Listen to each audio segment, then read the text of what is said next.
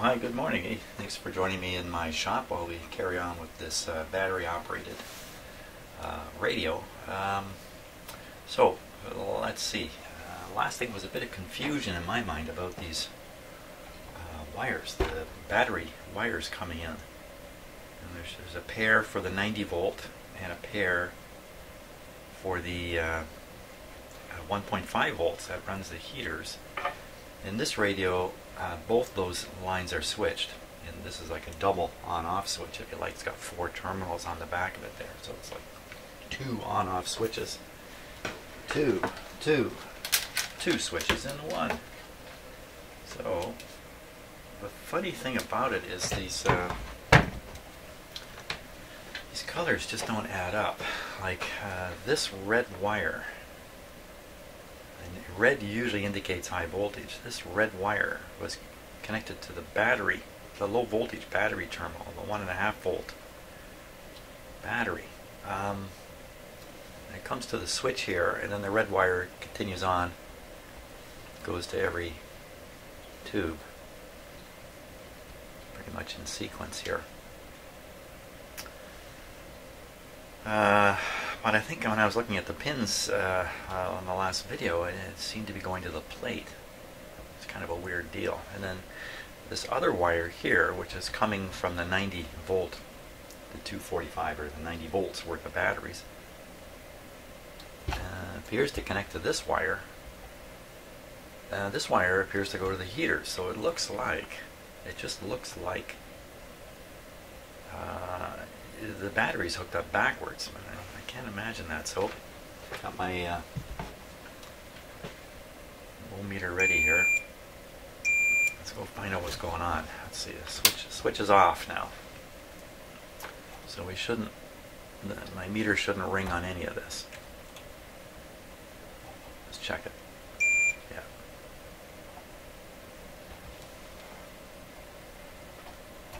Okay, righto. Just get on that bottom terminal there. Nothing. Okay, we'll turn the switch on. And the red wire that comes in here and comes out here. Actually, I can test it right here. It's just a little easier here. Yeah, that's kind of what's going on here.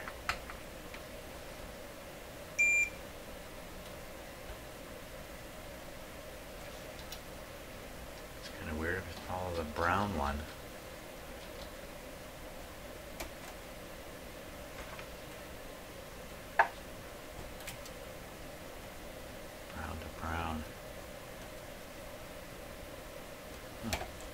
Unless the switch doesn't work.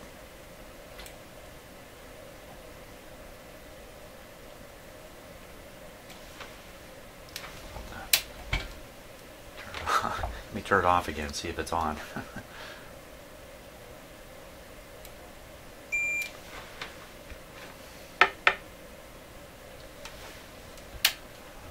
It's definitely on. The switch is definitely switched on now. Maybe the switch is shot. Let me try some other patterns here. What?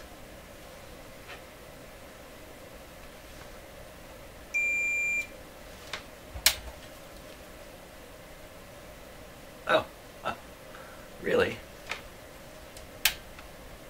This makes even less sense now. So that's the same as the red terminal. Holy smokes. Oh boy.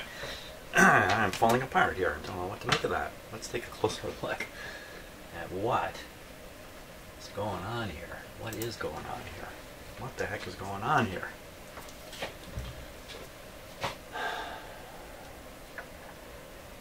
Pretty hard to see what's going on. It's such a schmozzle. You know, they have the red wire coming in from the batteries connected to this brown wire when the switch is closed. That makes the red wire the battery wire. And the brown wire that comes in from the batteries connects to the red wire.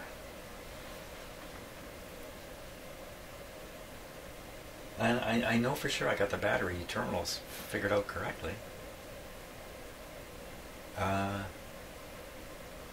Well, okay, so anyway. Okay, that's kind of weird. I wonder, I wonder if this switch was replaced. And these wires were kind of monkeyed with. Look at how bent and knurled up they are here. They're all bent around. Really suggests that this was replaced. And this looks kind of new. This looks kind of just a wee bit too new. Okay, but it's wired right anyway, as confusing as it might be. The low voltage comes in on the red wire and the high voltage comes in on the brown wire, which is not, I think, really how it's supposed to go. But anyway, it's only going to confuse someone like me trying to figure it out. Is that soldered there? Yeah. Okay, so our real aim here is to apply high voltage to the radio and see how that goes. So the high voltage terminal is definitely this brown one here, or the red one, or right here. I can pick off right here. That's the spot. If I hook up, stick some high voltage on there, we'll find out how leaky this radio is. Okay, let's do that. Let's do that. So I'm going to use this guy. Oh my gosh.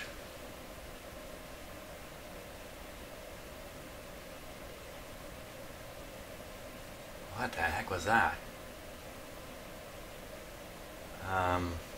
Whoa. Whoa, whoa, whoa, whoa. Whoa. Whoa. What the heck was that? I'm going to stop the video and watch it back. I heard the sound, the snap, come from over here. That's what it sounded like to me. It came out of here. Yikes.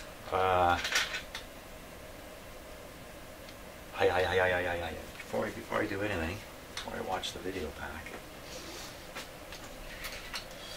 Being the strange kid I was, at Christmas time, my parents bought me this when I was about 10 or so, 10 years old. I ran around the house with this thing, checking everything. And I discovered some interesting stuff with this already. Neon light, that's all it is. And look, I still have it. Here it is. These years later. So I'm going to hold one terminal. I'm going to touch the other one to the frame here. Of course, I'm laying my hand up against this while I'm doing it. Duh. Now this is plugged into an isolation transformer, so you shouldn't see anything. I'm worried there was a jump between two devices where they're touching slightly. That's what I'm thinking. I'm pretty freaked out, in fact. I'm very freaked out. I'm going to give myself a shock doing this. Why not use a voltmeter? Yeah, I could. I wouldn't get a chance to exercise my neon bulb. Nothing.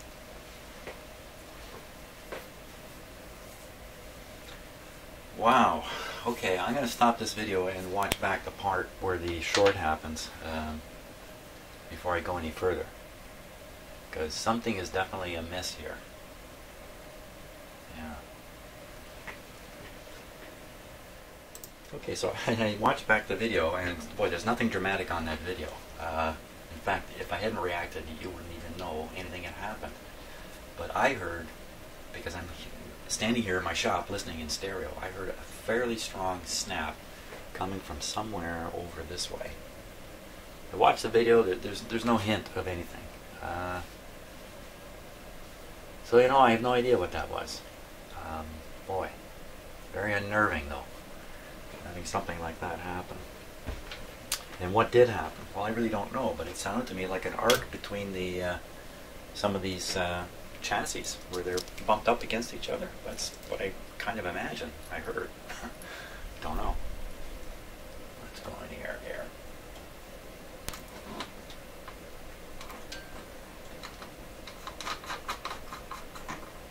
Okay, so we're going to have high voltage on the end of these leads.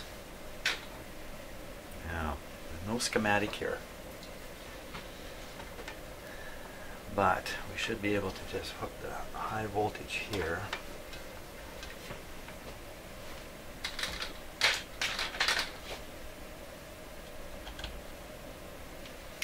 The low voltage, I could just put it right on the chassis. Yeah, because the chassis is used all over the place. So I'm going to put it right here. So what that's going to do is that's going to charge up all the capacitors and that are blocking the DC from ground, like the filtering capacitors and that. They're trying to hold the DC back from leaking to ground. And if any of them are leaking, we're going to find out. Well, we might not find out 100%. The instrument I'm using is a little bit insensitive. So now the radio will not come on, and I'm not going to hear anything, so there's no reason to look at the radio. We'll just watch this instrument up here. So this is the voltmeter. That's going to show the pressure I'm putting on the circuits, and this is going to be the current flow. Hopefully the current flow will stay right where it is now, 0. As I turn up the voltage, actually I turned up here, as I turn up the voltage, this meter may pop up and then come down, showing that capacitors are charging each time I crank it up a little bit. In the end, when I get this up, I get it up around 100 volts, not very much, because the P plus in this radio is not very much. I get up around 100 volts, we'll see how much current is leaking. If there's a short, then I won't get anywhere with raising the voltage. This meter will go up. The red line here is a warning to not run this power supply beyond this red line for any length of time. That's 100 milliamps of current there. So, I think we're ready to go on here.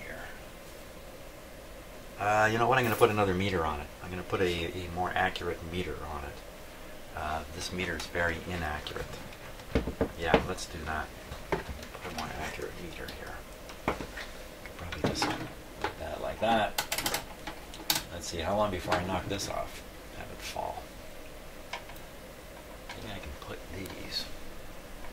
Maybe I can just do this. Maybe. Maybe not.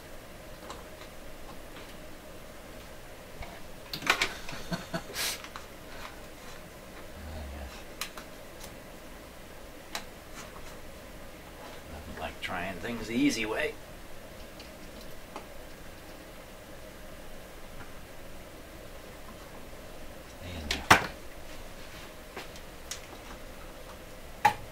Okay, easy way turned out to be hard.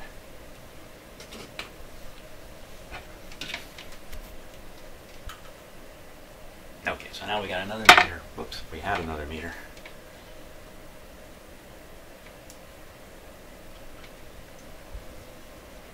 There we go. Okay, we're all set here.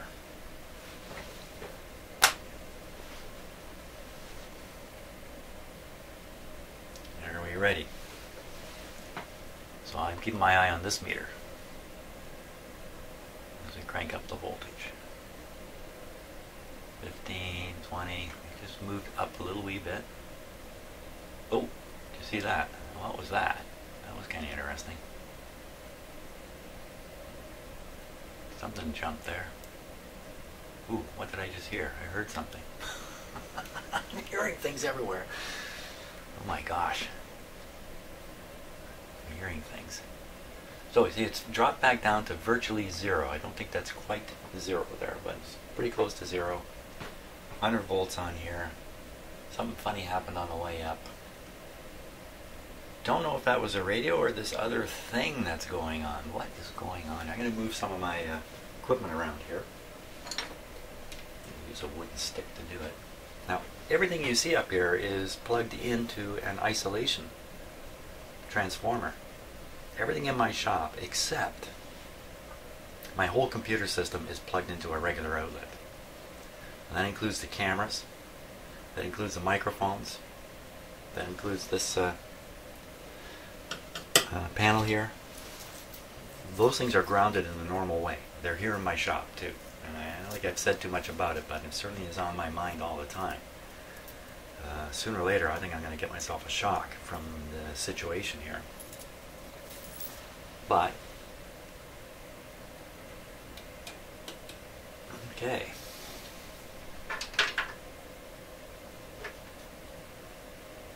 Just listening for anything that might make a sparky sound. It's kind of a crazy deal.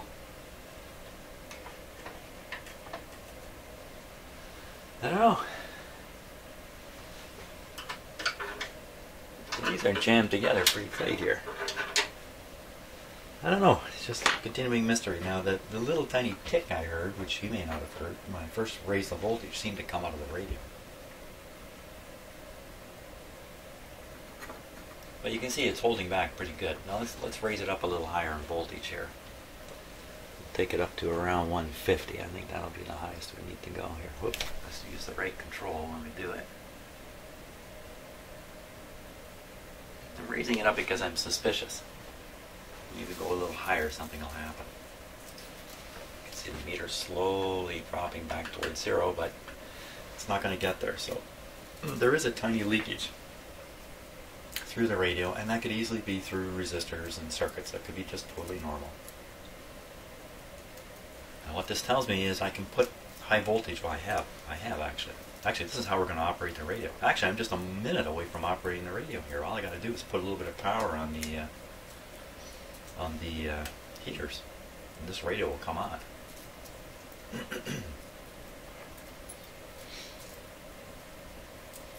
Okay, so I think I'm going to stop jingling the change in my pocket. Never bring change in your pocket into your shop, Jim, because I tend to jingle it.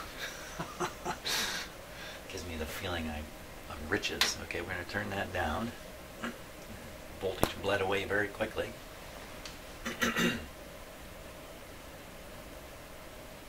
Where it's coming from now, I'm not sure. Where's it coming from? How come it's going up? How come it's going up when it went down? Now, capacitors are funny things. Charge them up. You can discharge them. And with no short on the capacitor, and that the voltage which you think you've shorted away can return.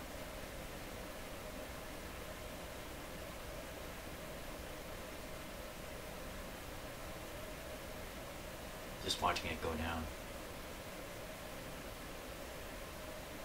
They say you need to short out something like a capacitor for the same length of time that you applied the charging voltage to it. So, in fact, I think I've read 5 times as much, in fact, for safety's sake. So if you spend 15 seconds applying a charge on a capacitor to test it, you should short it out for 3-4 times that amount. I got my hand in my pocket again, jingling my change. Okay. Okay, so the voltage is gone. I think this thing's safe now. We'll look at how to apply 1.5 volts. Now, I would use a power supply to do this. I certainly have the power supplies to do it with. But the thing about a power supply and 1.5 volts in these tubes is if you accidentally bump it up to 2.5 volts, well, you might get away with that. But if you bump it up to 5, 6, 7 just by accident, you're going to burn the filaments out of these tubes pretty quick. I don't want to do that. A battery is the safest way. 1.5 volt battery would definitely be the safest way, because all that can come out of that battery is 1.5 volts or something less. Let's see. Let me check this one here. Check this battery here.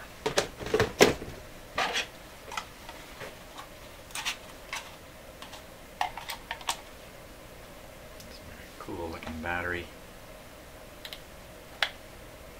There's a 0. I think this is a really old battery. I'm not going to get anywhere with that one. There's some really old batteries. Look at that. Eh? There's a price on it. 14 cents. See if the 14 cents still has power left in it.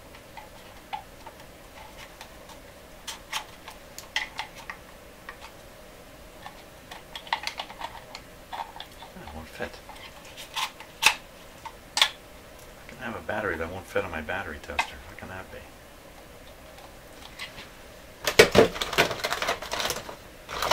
Tell me I don't have one. I don't have one. How about this little guy? Oh, smoke's there. I hang on to too many dead batteries. 1.51. It's good enough to start. Good enough to start.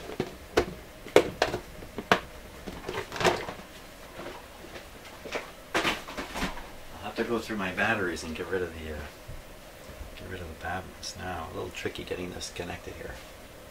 I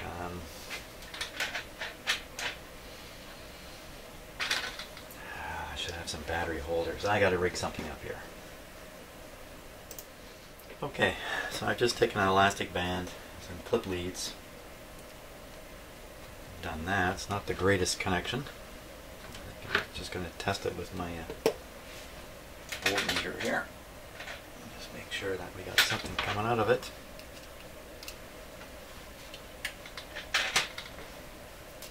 Yeah. Okay, so now how am I going to see if the tubes heat up with this?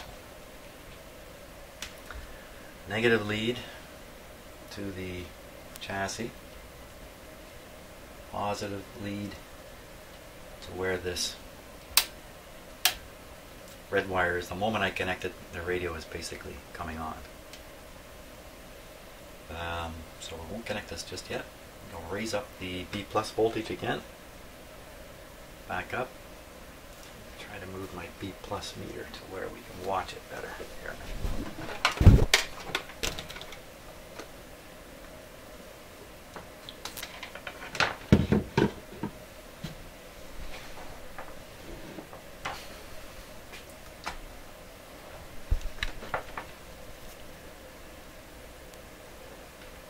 Oh, clip lead with no clip.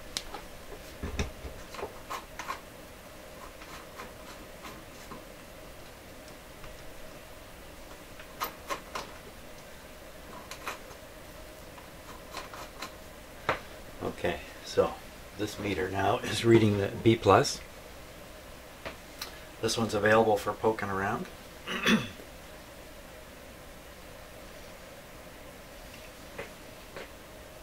Switch is on, volume turned down.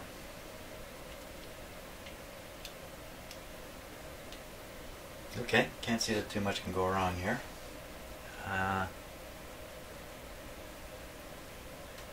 We'll raise up the B plus voltage so you can watch the B plus voltmeter over there. And take it up to around 75. Watching it do something funny. Did something funny last time. 25, 30, 40, 50, 60, 75. Okay, so we'll leave it there. The moment of truth has come. We will now connect the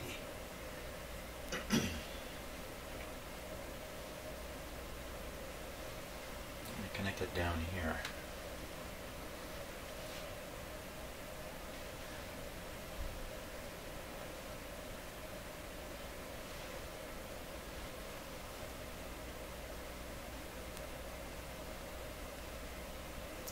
These radios typically come to life right away when you apply current to the heaters. They heat up like that.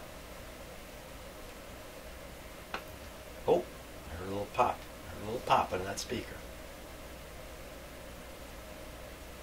A little pop's better than nothing, I guess. Nothing much else happening. Now, because the radio's upside down, I can't really examine anything here. Duh. Let's check a couple things first before we get carried away. Is the B plus really going through the radio? Is there really 75 volts right here? There it is. You can see it on this meter here. Oops. Just a wee bit too low there. Okay, so the high voltage is getting through the radio. Should be there too. Yeah.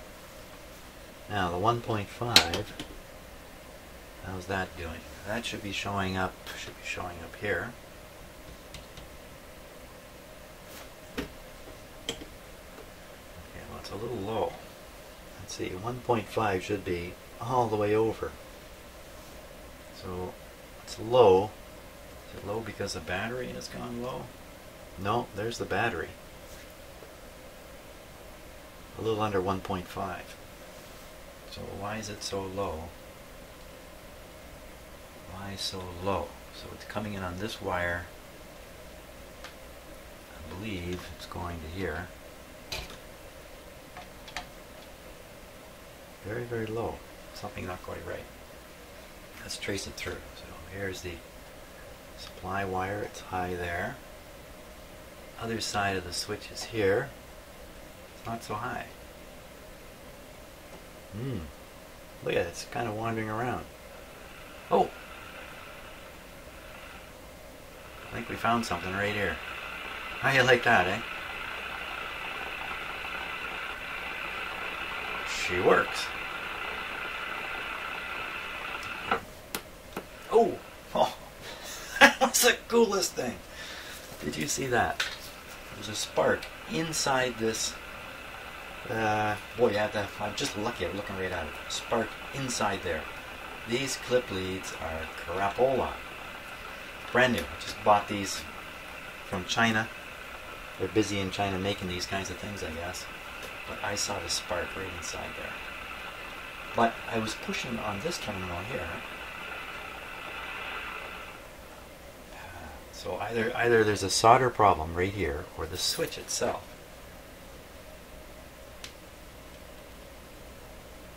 is bonkers. Remember I said it should come on almost immediately.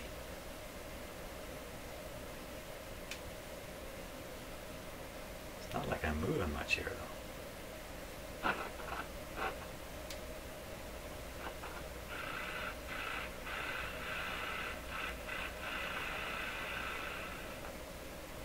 As soon as I let go of that terminal, it just fades out.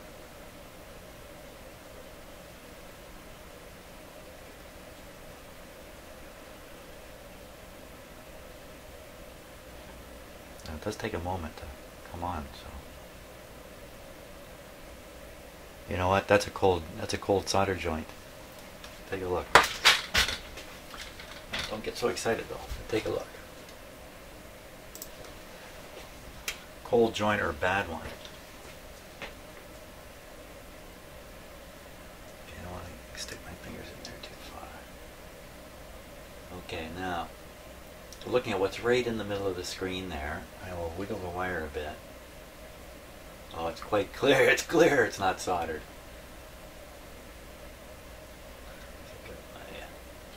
Look at that. Okay. We'll solder that up. And, okay, off with the high voltage first.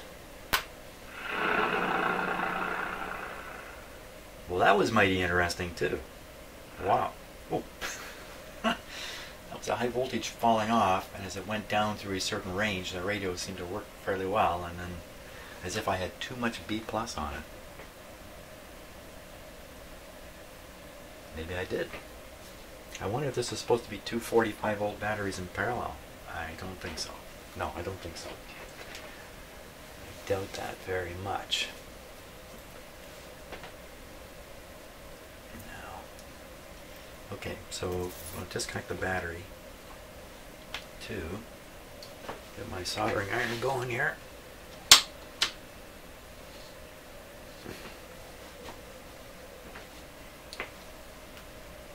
And a little bit of solder would be good.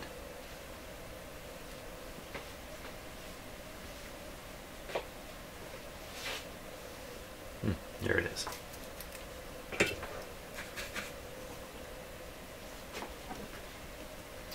Okay, power's off. I don't know if it would really matter too much here.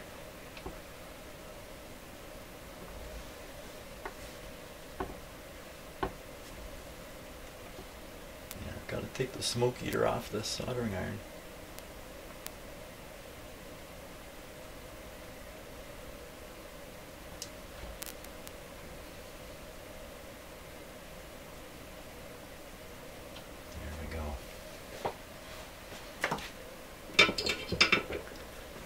Okay, my radio. So we'll put back the V plus first, then we'll hook up the. Oh my gosh! I apologize for that. I left the wrong camera going. Sorry about that. Okay, so all I did was I can't undo what's happened. I just soldered this wire back on properly. So okay, we'll hook up the battery now. No, B plus first. I was saying B plus first. I'll crank it back up. Back to, let's try 50 volts this time. We'll fiddle with it a little bit once we get the radio going. Okay, about 50 volts. Volume down. Clipping on the battery. Battery's on. Volume up.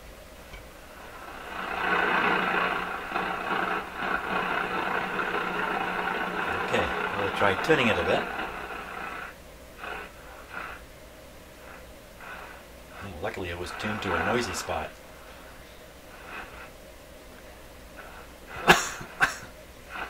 It has no antenna connected, just this wire here.